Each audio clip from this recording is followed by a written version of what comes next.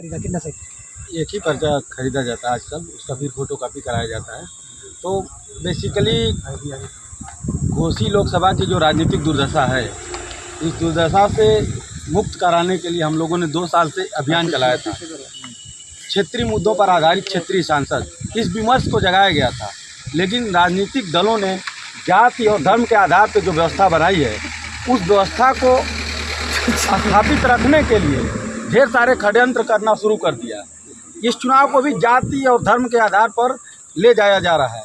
अतः हमने निर्णय लिया है कि घोसी लोकसभा को जो बारी बारी से तीनों दलों के द्वारा लूटा जा रहा है, इन मुख्य तीनों दलों को मुंहतोड़ जवाब देने के लिए घोसी का चौथा मोर्चा खड़ा किया जाएगा।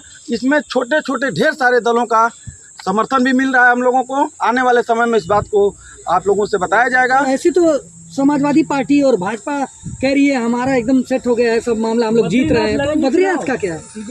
जी बिल्कुल चुनाव लड़ेंगे बद्रीनाथ, और इन लोगों को सबक सिखाया जाएगा। जाति धर्म के आधार पर नहीं, मुद्दों के आधार पर ये चुनाव होगा, और मुद्दों के आधार पर इन लोगों को घोसी लोकसभा की जनता बहिष्कार करेगी।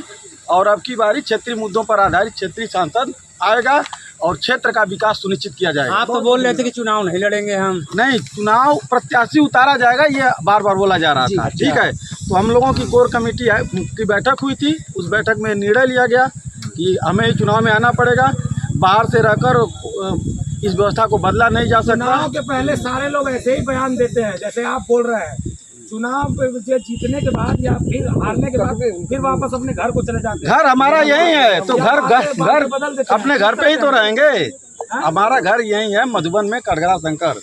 और इस चुनाव के पहले भी हम थे, चुनाव में भी हैं और चुनाव के बाद भी रहेंगे। आजीवन यहीं रहेंगे, यहीं पैदा हुए, यहीं मर मिटेंगे। फाइनल कर पाए कि नहीं, कौन लड़ेगा? कब तक फाइनल करेंगे? बद्रीनाथ स्वयं लड़ेंगे। ये क्लियर कट है, इसमें कोई संदेह नहीं है। ये चुनाव मुद्दों का चुनाव होगा। 24 साल से कल्पनाथ राय जी के मृत्यु के बाद से हमारा लोकसभा बदहाल है। जाति के आधार पे, धर्म के आधार पे कोई कहता है इतनी बार इतने